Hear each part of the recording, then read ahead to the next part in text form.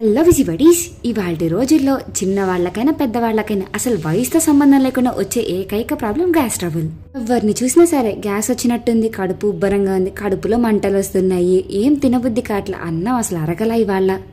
ఇలాంటి సమస్యలతో మీరు బాధపడుతున్నారా? అయితే సొల్యూషన్ ఇదిగోండి.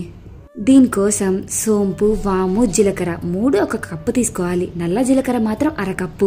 లేదు అంటే ఇంకా ఈజీగా క్యాలిక్యులేట్ చేసుకోవాలంటే వాము, జీలకర్ర, సోంపు మాత్రం ఒక్కొక్క స్పూన్ తీసుకున్నారనుకోండి, 1/2 టీ స్పూన్ మాత్రం నల్ల జీలకర్ర తీసుకోవాలి.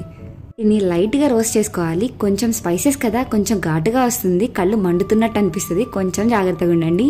మా మమ్మీ ఇండైజెషన్తో సఫర్ అవుతుంటే మా పెద్దమ్మ ఈ టిప్ చెప్పారు. మా పెద్దమ్మ చాలా హెల్త్ కాన్షియస్, వాళ్ళు హెల్త్ విషయంలో చాలా జాగ్రత్త తీసుకుంటారు. ఇందులో వాడే ఒక్కొక్క ఇంగ్రీడియంట్ కి ఒక్కొక్క స్పెషాలిటీ ఉంది. సోంపు డైజెషన్ కి హెల్ప్ చేస్తుంది, అంతేకాక మౌత్ ఫ్రెషనర్. వాము డైజెషన్ కి, గ్యాస్ తగ్గించడానికి, కడుపు ఉబ్బరం ఇలాంటి వాటన్నిటిని తగ్గిస్తుంది. జీలకర్ర సంగతికి వస్తే అందులో anti oxidant, anti inflammatory, anti cancer properties ఉంటాయి. ఇది డైజెషన్ కి బాగా హెల్ప్ అవుతుంది.